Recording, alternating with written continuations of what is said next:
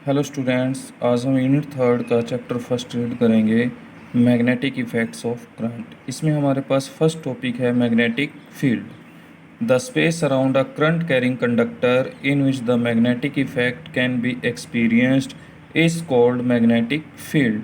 Means जब किसी conductor के अंदर से करंट फ्लो होता है तो उसके चारों तरफ एक ऐसा स्पेस क्रिएट होता है जिसमें मैग्नेटिक इफेक्ट होता है, और यही मैग्नेटिक इफेक्ट मैग्नेटिक फील्ड को शो करता है।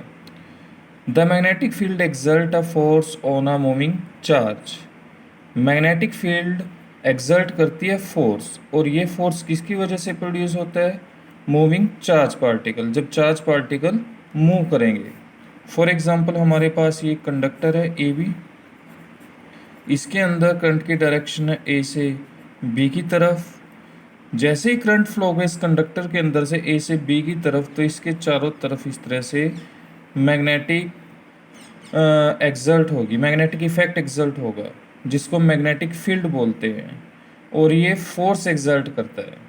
तो ये होती है मैग्नेटिक फील्ड। इसके बाद है हमारे पास ओरेस्टेड एक्सपेरिमेंट।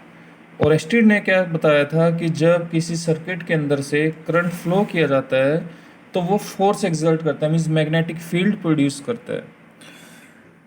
ये हमारे पास एक सर्किट है, और ये हमारे पास एक मैग्नेटिक नीडल जिसके नॉर्थ और साउथ पोल हैं। Consider a magnetic needle S N pivoted over a stand. ये हमारे पास एक स्टैंड है, इसके ऊपर हमने मैग्नेटिक नीडल को रखा हुआ है। Hold a wire A B parallel to the needle S N and connect it to a cell as shown in figure. हमने क्या किया कि हमारे पास जो वायर है ए बी किससे कनेक्ट है? बैटरी से। इस वायर को किसके ऊपर रखा है? मैग्नेटिक नीडल के ऊपर। तो रेस्टेड ने एक्सपेरिमेंट किया, उसने क्या ऑब्जर्व किया? First point, when the wire is hold above the needle and the current flows from south to north, the north pole of the magnetic needle gets deflected towards the west.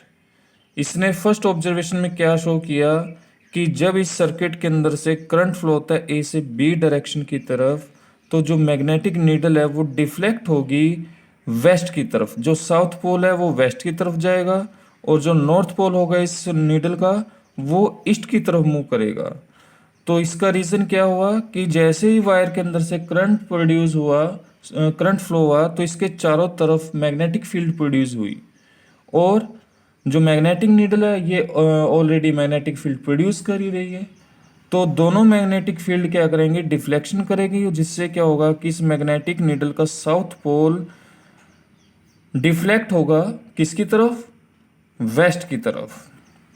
Second case इसने क्या लिया कि अब जो direction होगी current की वो B से ए की तरफ होगी।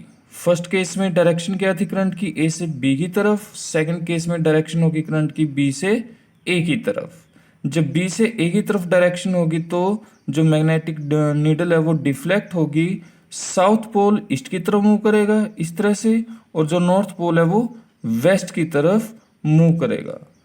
तो इन दोनों केसेस से इसने ये बताया था कि जब किसी सर्किट के अंदर से करंट फ्लो होता है तो मैग्नेटिक नीडल डिफ्लेक्ट होगी, मींस मैग्नेटिक फील्ड प्रोड्यूस होगी।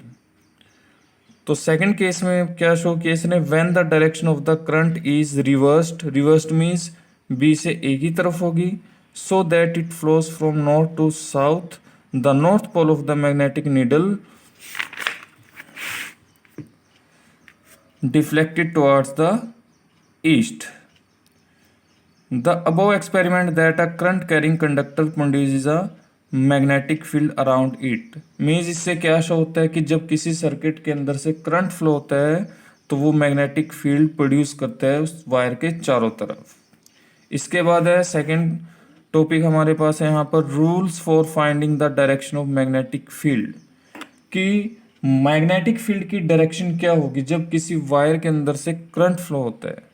तो फ्लेमिंग ने दो रूल बताए थे, एक तो बताया था फ्लेमिंग लेफ्ट हैंड रूल, और एक था Fleming right hand thumb rule.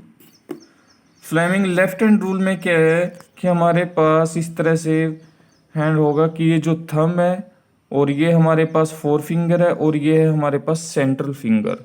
तीनों क्या होंगी, एक दूसरे के परपेंडिकुलर होंगी। ये जो थंब है वो किसको शो करेगा, डायरेक्शन ऑफ फोर्स, कि जो फोर्स एक्सर्ट होगा मैग्नेटिक फील्ड के कारण उस फोर्स को शो करेगा। जो फोर फिंगर होती है वो देगी डायरेक्शन ऑफ द फील्ड, कि जो मैग्नेटिक फील्ड है उसकी फील्ड को शो करेगी। कौन सी फिंगर, फोर फिंगर। और जो सेंट्रल फिंगर है, सेंट्रल फिंगर शो करेगी डायरेक्शन ऑफ करंट।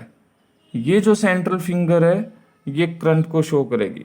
तो ये तीनों फिंगर एक दूसरे के परपेंडिकुलर है। जो थंब है वो डायरेक्शन बताएगा फोर्स को, और जो फोर फिंगर है, फोर फिंगर किसके डायरेक्शन को शो करेगी, मैग्नेटिक फील्ड। और जो हमारे पास सेंट्रल फिंगर है, सेंट्रल फिंगर शो करेगी डायरेक्शन ऑफ करंट। तो ये फ्लेमिंग लेफ्ट हैंड रूल था। इससे ये पता लगता है कि मैग्नेटिक फील्ड की डायरेक्शन क्या होगी। तो फर्स्ट पॉइंट हम रीड करते हैं यहाँ पर, Fleming left hand rule. According to this rule, if we stretch the thumb, four finger and central finger of our left hand mutually perpendicular to each other, means कि हमारे पास जो thumb है और फोर फिंगर है या फिर central finger वो एक दूसरे के परपेंडिकुलर होंगी। परपेंडिकुलर मीन्स तीनों के बीच में 90 डिग्री का एंगल बनेगा आपस में। अगर मैं थंब और फोर फिंगर की बात करता हूँ, दोनों के बीच में 90 डिग्री का एंगल है। ऐसे अगर मैं सेंट्रल और फोर फिंगर की बात करता हूँ तो दोनों के बीच में 90 डिग्री है। मीन्स तीनों फिंगर क्या है, एक दूसरे के परपेंडिकुलर है। In such a way that four finger gives the direction of magnetic field. Four finger होती है हमारे पास, सेकंड जो थम के बाद उंगली होती है उसको हम फोर फिंगर बोलते हैं। तो ये जो फोर फिंगर है ये डायरेक्शन शो करेगी किसकी, मैग्नेटिक फील्ड की। जो सेंट्रल फिंगर है gives the direction of current, central finger show करेगी करंट को। And thumb give the direction of force, और जो थंब है वो डायरेक्शन शो करेगा फोर्स की। इसके बाद है right hand thumb rule. According to this rule, if we put the thumb of our right hand in the direction of current, then curved finger will give the direction of magnetic field। Right hand thumb rule ये है हमारे पास।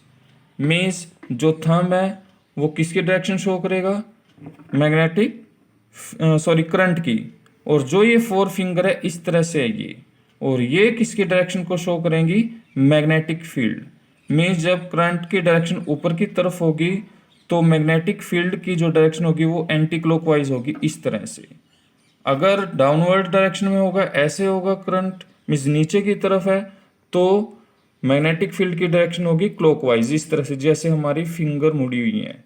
तो ये था हमारे पास right hand thumb rule. Means कि अगर करंट ऊपर की तरफ मूव कर रहा है तो जो डायरेक्शन होगी मैग्नेटिक फील्ड की वो एंटी क्लॉकवाइज होगी, इस तरह से इसके चारों तरफ होगी। इसके बाद है हमारे पास बायोट-सैवर्ट्स लॉ। बायोट-सैवर्ट लॉ में क्या है कि ये हमारे पास करंट एलिमेंट है, इसके अंदर से आई करंट फ्लो हो रहा है। ये जो हमारे पास करंट एलिमेंट है इसकी लेंथ है हमारे पास X Y, total length L के इक्वल होगी। पी पॉइंट पर हमने क्या फाइंड आउट करनी है, मैग्नेटिक फील्ड। मीन्स बी की वैल्यू फाइंड आउट करनी है हमने पी पॉइंट पर। ये हमारा पास है ओ पॉइंट, हमने स्मॉल एलिमेंट लिया है ए बी जिसकी लेंथ होगी डी एल, क्योंकि टोटल करंट एलिमेंट की लेंथ है हमारे पास एल और स्मॉल एलिमेंट की लेंथ कितनी होगी, डी एल। ये ओ पॉइंट है हमारे पास और ये पी पॉइंट है। ओ से पी पॉइंट के बीच में जो डिस्टेंस है वो है आर के इक्वल। डी एल और आर दोनों के बीच जो एंगल होगा वो होगा थीटा। तो according to Biot Savart law, Biot Savart law क्या कहता है, according to Biot Savart law the magnetic field due to small element of current carrying conductor at any point P at a distance R as shown in figure. जैसा कि मैंने अभी आपको बताया है कि ओ और पी के बीच में जो डिस्टेंस है आर है, पी पॉइंट पर हम क्या फाइंड आउट करेंगे, फील्ड।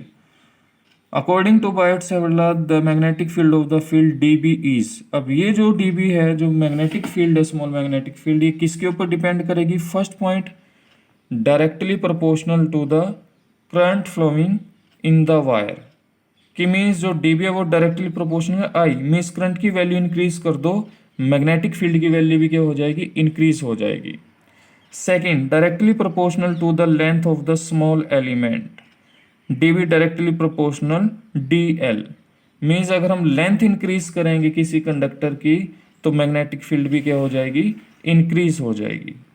थर्ड केस है inversely proportional to square of distance R of the point P from the current element, means D B inversely proportional to 1 में R square. Means for example जैसे हमारे पास ये conductor है, ये हमारे पास आर है परपेंडिकुलर डायरेक्शन में, जैसे हम आर की वैल्यू इंक्रीज करेंगे मीन्स डिस्टेंस इंक्रीज करेंगे वायर से, करंट कैरिंग वायर से, तो जो मैग्नेटिक फील्ड की वैल्यू होगी वो डिक्रीज होती चली जाएगी जैसे जैसे हम दूर चले जाते जाएंगे। फोर्थ है directly proportional to the sine theta, कि जो डीबी है वो डायरेक्टली प्रोपोर्शनल होगा साइन थीटा के इक्वल।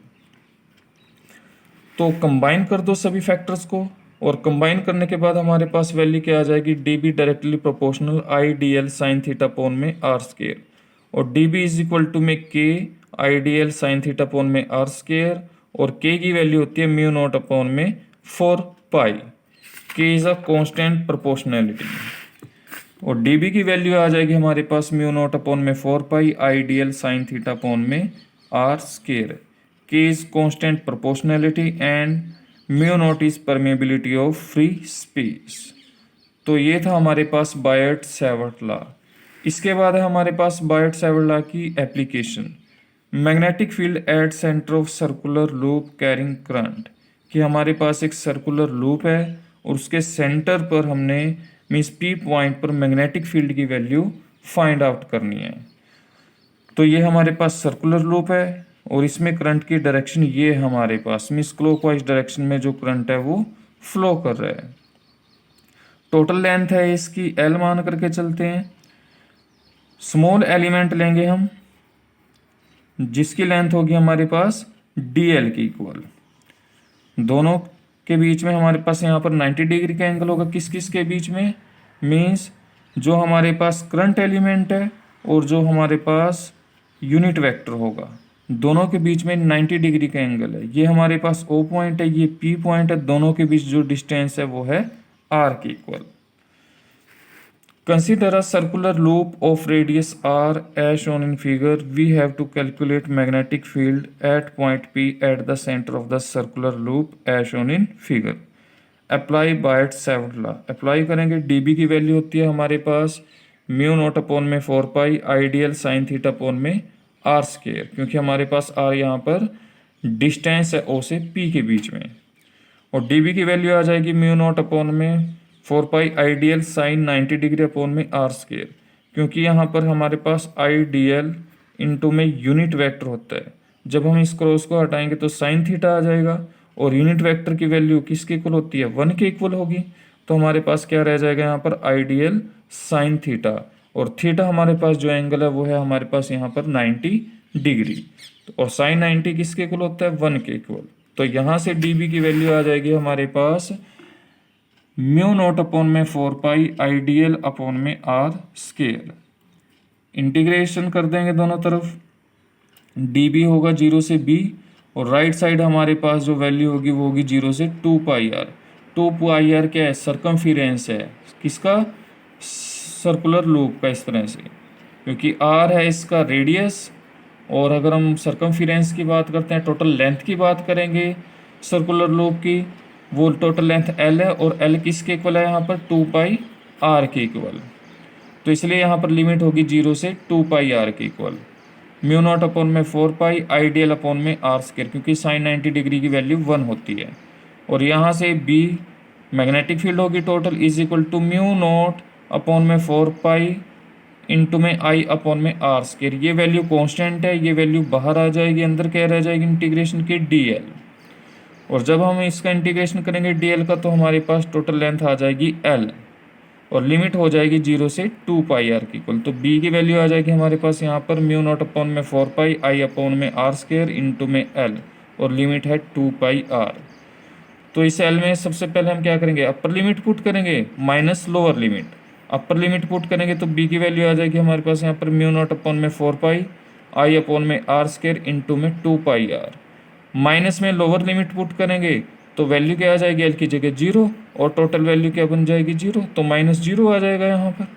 तो बी की वैल्यू होगी हमारे पास यहाँ पर म्यू नॉट आई अपॉन में 2r, क्योंकि यहाँ पर एक r से एक r कैंसिल हो जाएगा, यहाँ पर पाई से पाई कैंसिल हो जाएगा, 2 2 ज़ा 4, और इसलिए हमारे पास बी की वैल्यू आ जाएगी, मीन्स मैग्नेटिक फील्ड की वैल्यू होगी म्यू नॉट आई अपॉन में 2r। Thank you.